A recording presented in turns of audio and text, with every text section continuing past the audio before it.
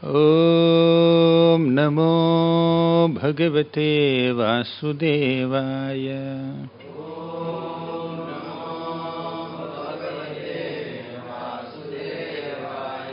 Om Namo Bhagavate Vasudevaya.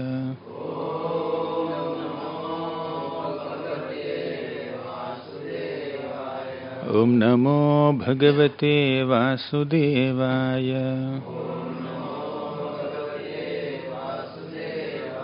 Om Ajnanatimirandhasya Gnananjana Shalakaya Chakshuranmilitam Yena Tasmai Shri Gurave Namaha.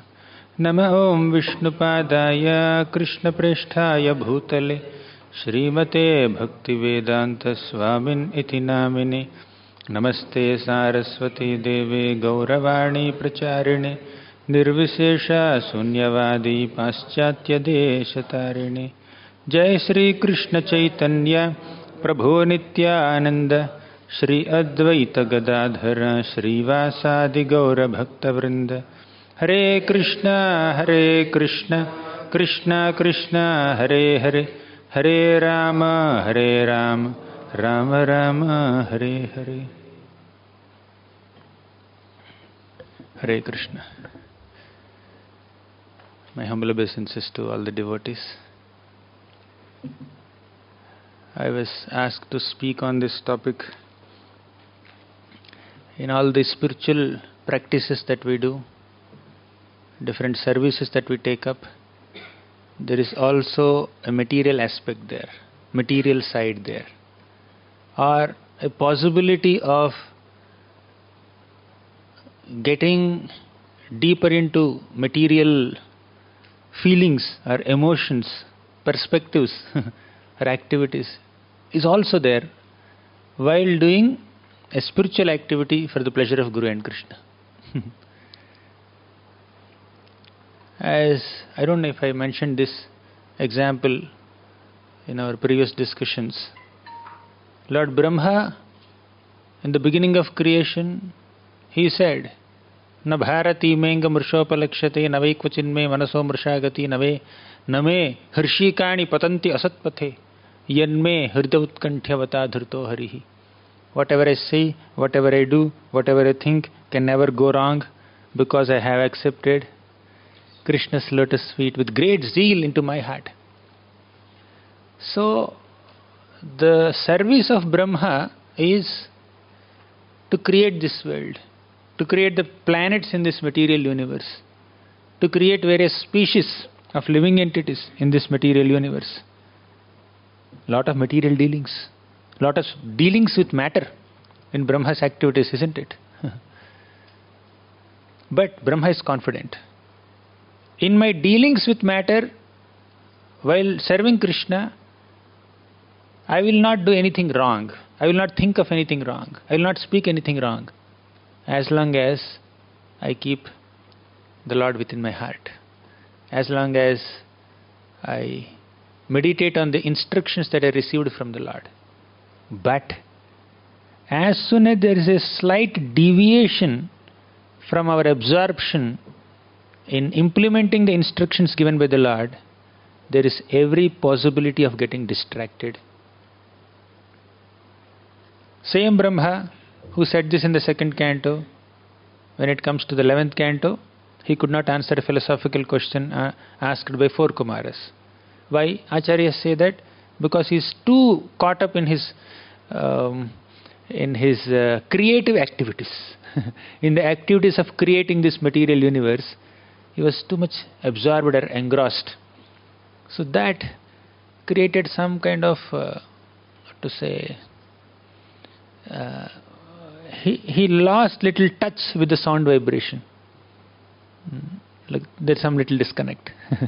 Sometimes when we are too caught up in, say, an activity service, we may not hear, we may not chant properly, we may not hear harikatha, we may not read some scripture.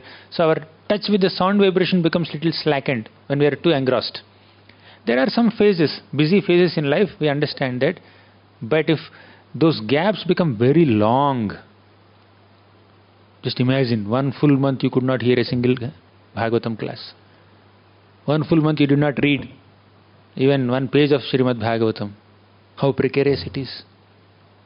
That when we are not in touch with the sound vibration, naturally that lack of touch with the sound vibration of Srimad Bhagavatam will distract us from bhakti. Will become more, thank you, will become more, or not more, less immune.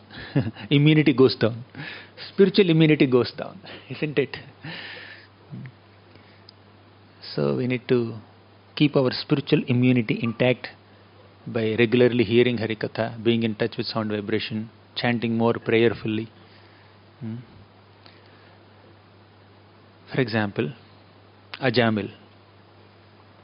Ajamil studied the scriptures nicely. He is a very dharmic person. He is very obedient to his parents, elders, brahmanas, teachers. But somehow Ajamil got distracted when he saw that obscenity between that lady and some drunkard man. Right? He saw and he got distracted. So he was trying to recollect all the instructions that he received from the scriptures, from great people. But still, his determination was not sufficient enough to protect him from the distraction. When determination is high, distraction cannot affect us. But when the determination goes low, distraction overwhelms us, takes over. Right? Determination should go up, distraction should go down. But when distraction levels go up, determination will go down. Or when determination is not sufficiently strong, then we cannot tolerate the temptations or allurements of Maya. Prabhupada says, in devotional service, one who lacks determination cannot be saved even by the Supreme Personality of Godhead. Not that the Lord does not have the capability, He has the capacity, but He doesn't save somebody against their desire. If I don't have determination, that means I don't have desire. What is the determination there? Determination is determined desire. When there is determination, although there are so many reversals, so many difficulties in achieving some goal, we'll manage to achieve that goal because the desire is strong. Desire and determination are connected. Both are internal qualities. When you have sincere desire, sincere willingness, ambition to attain something, some spiritual goal, so that desire takes the form of determination. And when there is sincere determination, although some facilities are lacking, eventually they will come. They will be arranged by the Lord. Right? But the desire itself is lacking, determination itself is lacking. Krishna will not help us against our desire. Ultimately, it's our desire. We are not the controllers. But we can get support from the Supreme Controller when we control our material desires and when we cultivate some determination in fulfilling our spiritual desires. Makes sense? But Ajamil could not exhibit that determination. He gave in.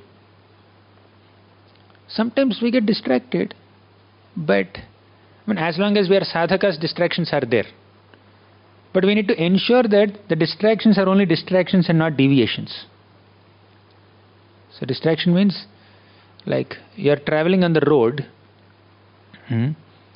you may take a left turn or a right turn, but if you realize that you have taken a wrong turn within 2 minutes or 3 minutes, then you come back on track. That's fine.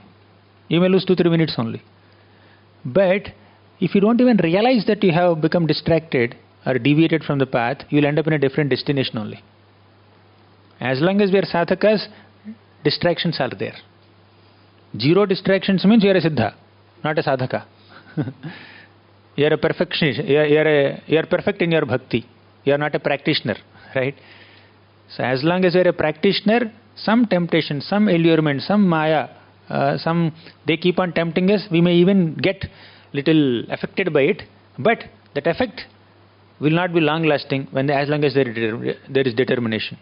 Krishna said in the Gita, Yato yato nischalati manas chanchalamassthiram tatastato niyamyaitat atmanyeva vasham nayet.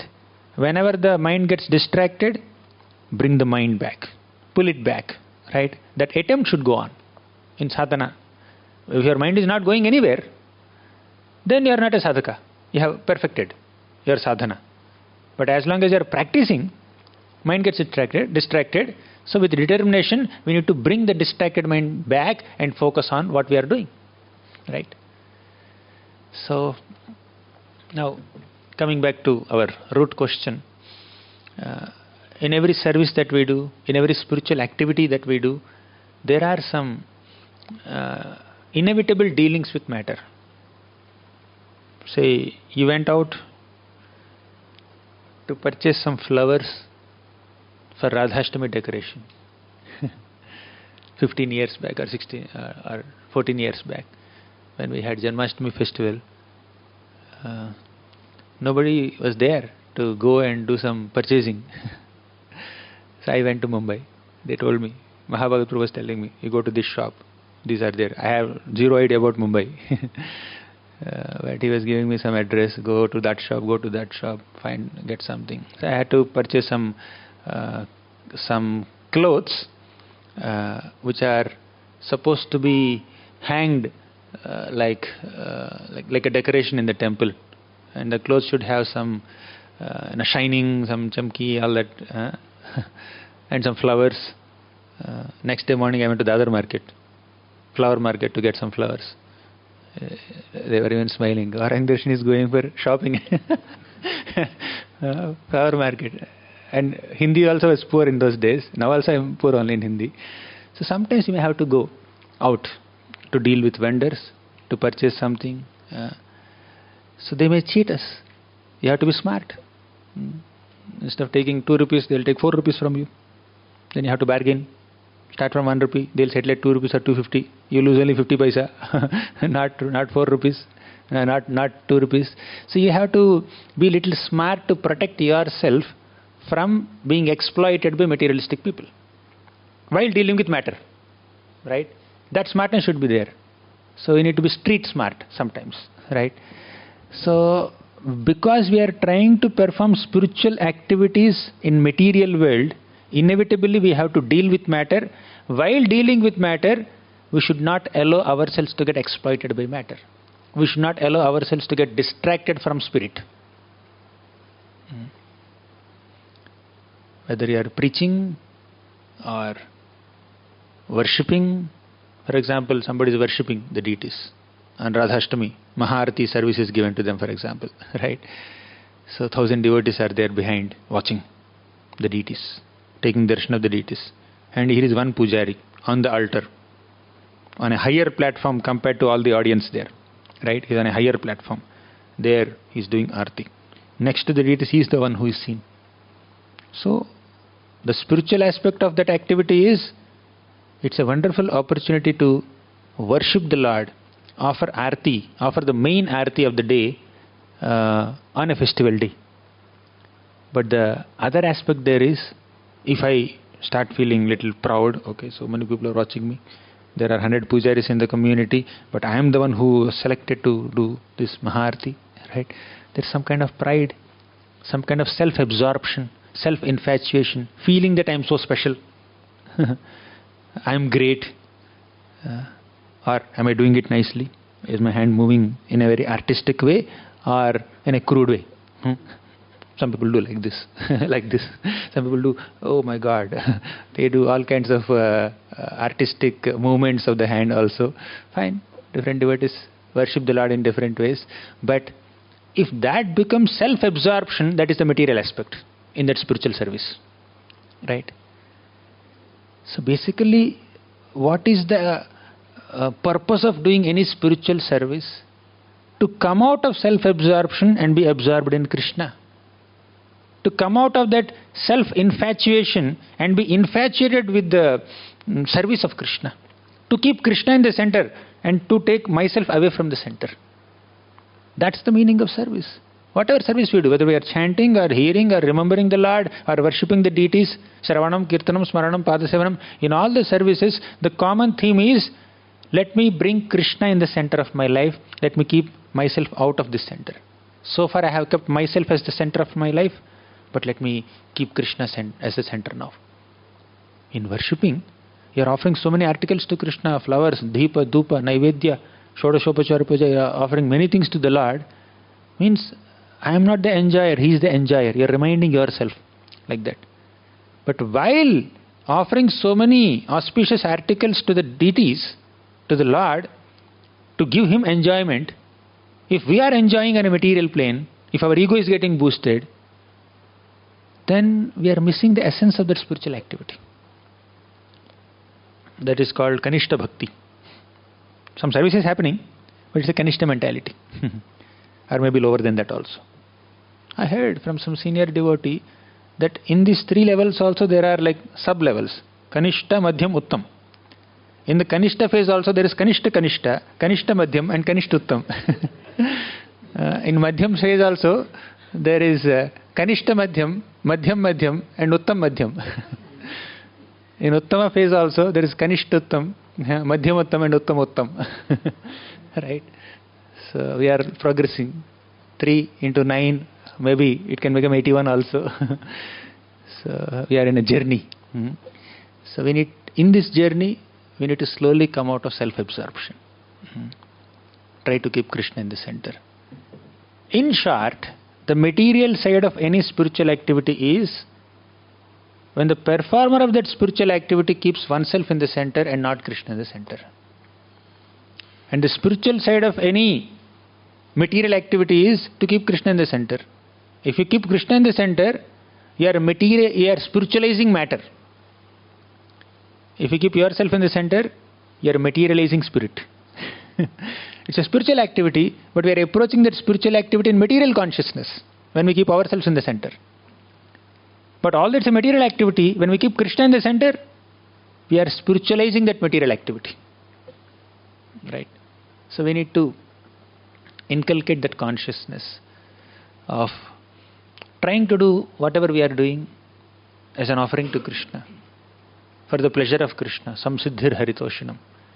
We cannot do it alone. It's impossible to do it alone.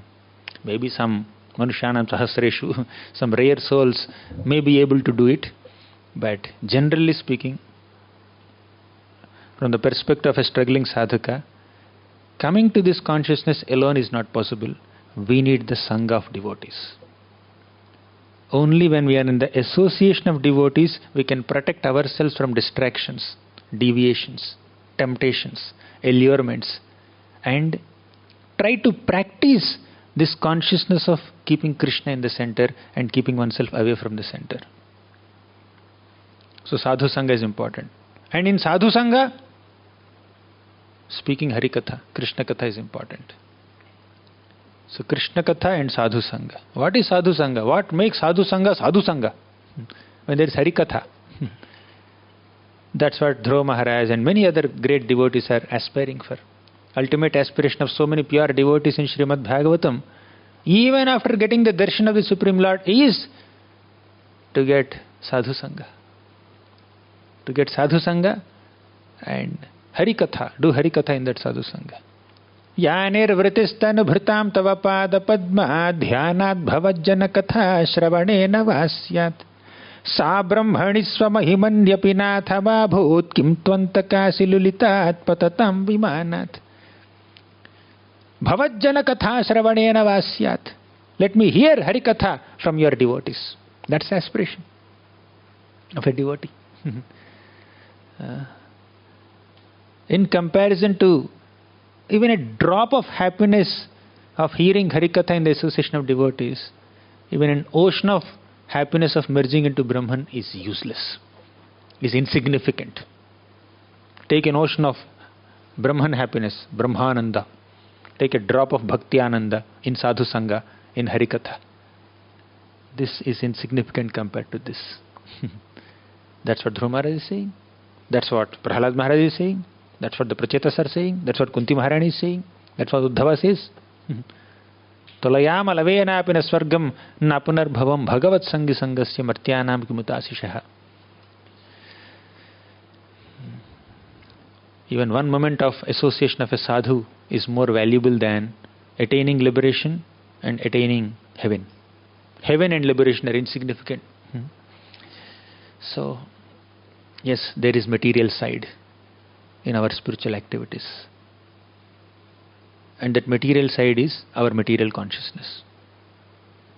When we approach a spiritual article or spiritual opportunity or spiritual activity,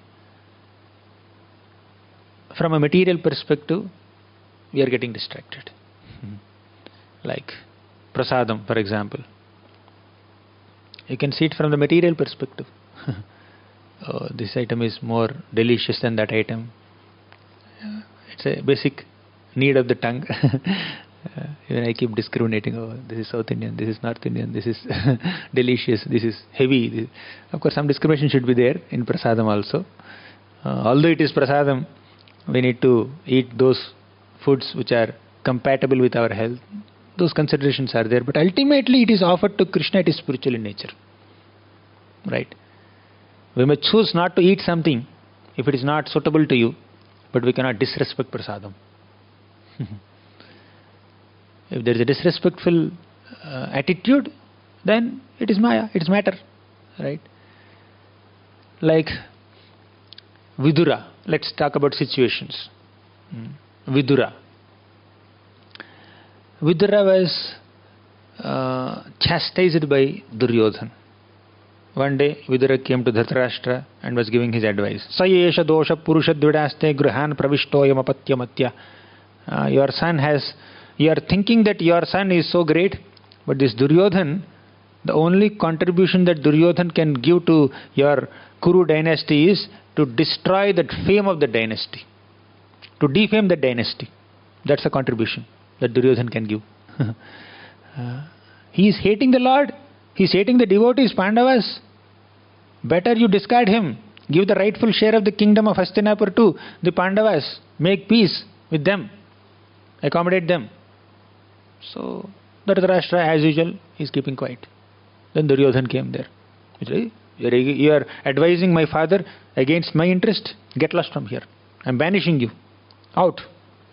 So Vidura had to go out. Now, this is a typical event, unpleasant event in the life of a minister of a kingdom. But Dhritarashtra had a completely spiritual perspective. Vidura. Vidura had a hope. If only Dhritarashtra had that proper spiritual perspective, Kurukshetra war would not have happened. But it didn't happen. Vidura. So Vidura saw this whole incident from a spiritual perspective. He felt that I have been caught up in this politics at Hastinapur for a long, long time. Now is an opportunity for me to go on pilgrimage, to hear some Harikatha from Maitreya. Of course, he did not know that he is going to meet him, but it happened. He heard some Harikatha from Maitreya Muni, from Uddhava. He visited so many holy places, temples, took bath in so many holy rivers. So he had a completely spiritual experience. From one angle, you may say, I lost my position, I lost my power, I lost everything.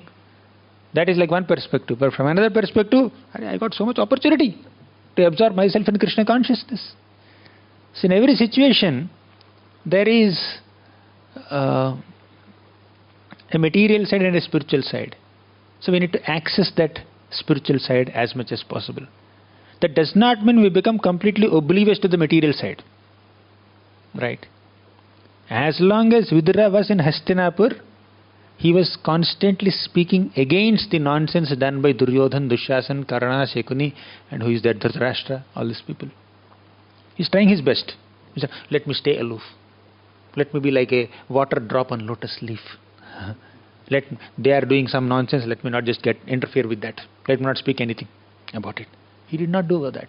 As long as he was in Hastinapur, he was trying to protect the Pandavas.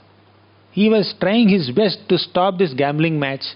He was trying his best to educate Dhritarashtra and Duryodhan in some good advice, with some good advice. But he was not taken seriously. Right? So finally he was thrown out. Then he accepted it. So you try your best to protect yourself from the material side and even help others also from getting affected by the material mentality. But when situation goes beyond your control, surrender to the situation and access the spiritual side. Vidura understood that I think I cannot make so much difference in the lives of these people. Better focus on my spiritual life. Out. I tried my best to give them advice, good advice. But now let me just go out. I will focus on my spiritual life. Right? That's all we can do. We cannot transform the whole world. These are some thoughts. Any comments, questions, other perspectives? Yes, Prabhu. It's a discussion, not a class. Harekrishna, Prabhu. So you told that for Brahma's case that there was lackings of his connection with sound vibration, and he became he was doing passionate works. So, and for Vajamil case, like he was remembering all the instruction from Shastra's logic, that to restrain himself, to be agitated in this situation. So means he had the scriptural knowledge. In Ajamil's case, the lesson is, although he had scriptural knowledge, he did not have Vaishnava association. When he was getting distracted, when he was getting affected by seeing that scene, there is no one next to him to control him. Therefore, Vishnu Chakravarti Thakur writes in Sarartha Darshani commentary, Ajamil's Gnana could not protect him. Ajamil had Gnana, scriptural knowledge, as you said. Yes, he had Gnana. And he did lot of karma also. Karma means like good karma. Punya karma means activities according to scriptures. That kind of good karma also has done. But his karma and Gnana could not protect him from this distraction.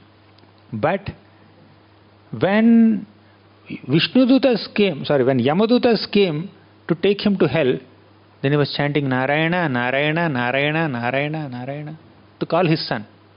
And that's a part of bhakti.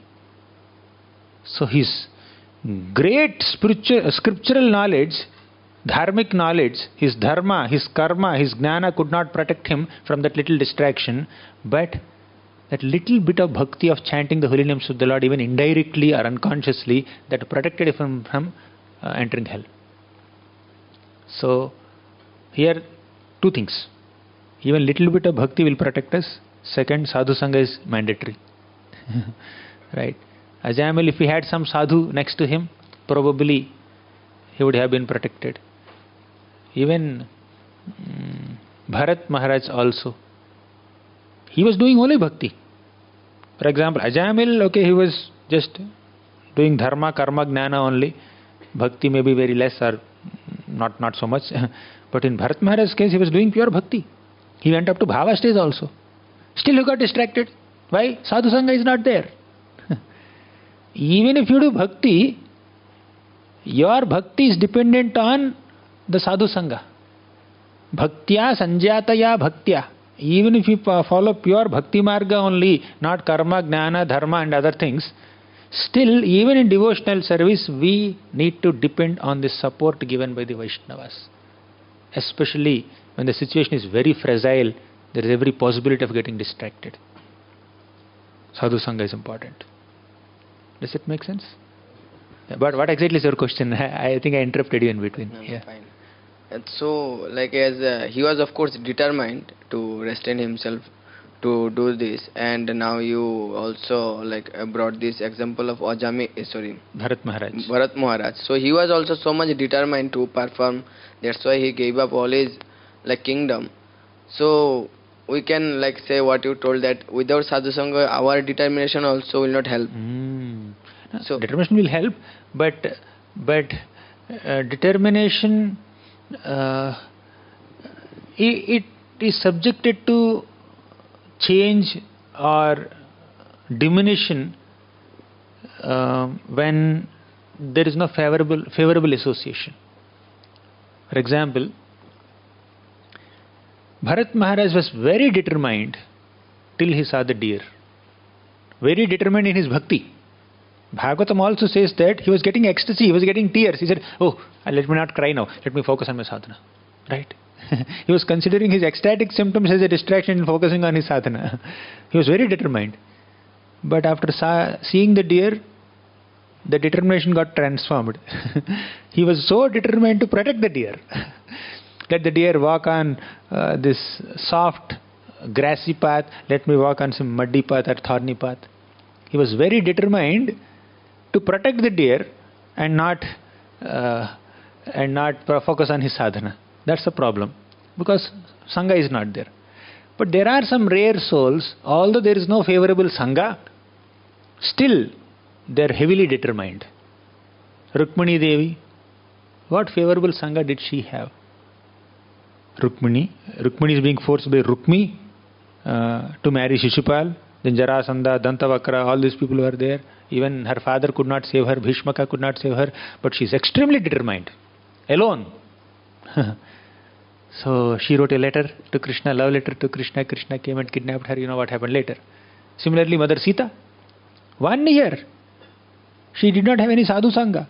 1 year she was in the association of all these hideous demonesses who were trying to threaten her and kill her. Say that I will kill you and have you as my breakfast. But she was very determined to meditate on Ramachandra only.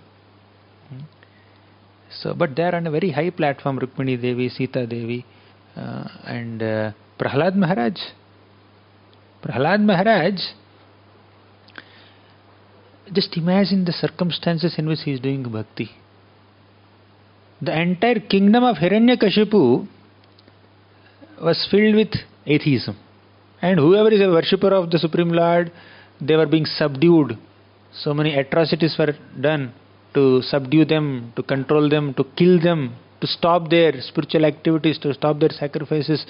So entire kingdom was under the rule of this tyrannic, demoniac king, Hiranyakashipu. And even the modern Kali Yuga governments, no government can be as strict as Hiranyakashipu's government. Right?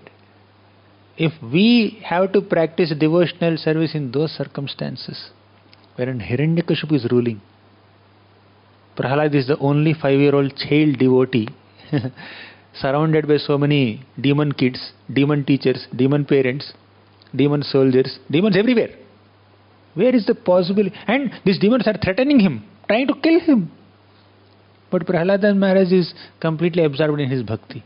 See the level of his determination. He had sadhu-sanga when he was in the womb of his mother. Long sadhu-sanga. His extra advantage was that when he was in the womb of his mother, Narada Muni took that mother to his ashram and was giving Bhagavatam class. But she was not concentrating on the class. She thought that my husband should come back. I will give birth to my child only after my husband comes back. Till then, I will hold the pregnancy. Then Bhagavatam class went long. Right? So, he was in the womb of his mother for a long time, and throughout that time he was hearing Harikatha from Narada Muni, and the charging of sadhu-sanga that he got, charging of Harikatha that he got, that protected him, that protected his determination even after like growing up little bit, 5-year-old child, even in the association of demons, right? So some devotees are very determined. Of course, they are in a very, very high platform of bhakti, but it is possible.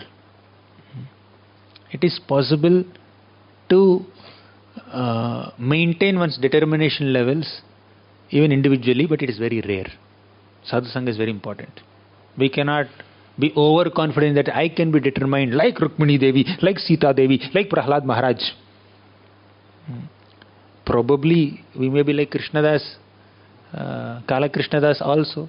He had the association, not just normal sadhu-sanga, Sangha of Lord Chaitanya himself. Even in his Sangha he got distracted.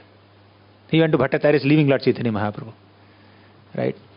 So we have examples of all categories of devotees. We need to assess our determination levels and be humble enough to depend on the sadhu-sanga. Does it make sense? So can we, like for Kala Krishna Das, we can say that like he was personally was not determined, but by the, of course, Chaitanya Mahaprabhu is Lord himself, but by the association of devotees he was saved. We can Later. say Yeah. like.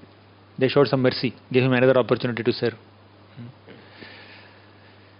So, Is there any other instances where the practitioner is not so much determined, but he was saved or achieved perfection because he was in the association of devotees? Like this. Is it there are some possible? devotees who are Kripa Siddhas. They may not be Sadhana Siddhas. To perform sadhana, you need determination. Right? I think we discussed in one of our previous classes, Bali Maharaj. Bali Maharaj was not a Sadhana Siddha. He was a Kripa Siddha. Or Prahlad Maharaj was praying for Bali Maharaj. Oh Lord, please make him a pure devotee. So Bali Maharaj became a devotee. He did not become devotee because of his sadhana, because of his determination in sadhana. He became devotee by blessings, by prayers of Prahlad Maharaj. Someone is praying for us, Prabhu. We are surviving in bhakti means someone is praying for us. Guru is praying for us. Vaishnavas are praying for us. They are supporting us. Those prayers may be invisible to us, are not audible to us. Prabhupada is praying for us. He prayed for us. Prahlad prayed for us long back. Naivo dvije paraduratya vaitaranya tadvirya gayana mahamrta magna chittaha shocetato vimukacetasa indriyartha maya sukhaya bharamudvahato vimudhan. These vimudhas are running behind maya sukha, illusory happiness. I am praying for them. Oh Lord, please deliver them. Haridas Thakur is praying for us. Vasudev Datta not only praying for us, he is willing to suffer for us. Therefore we are surviving. We have to make a choice. Make sense? Thank you very much. Granthara Srimad Bhagavatam ki jai, Srila Prabhupada ki jai.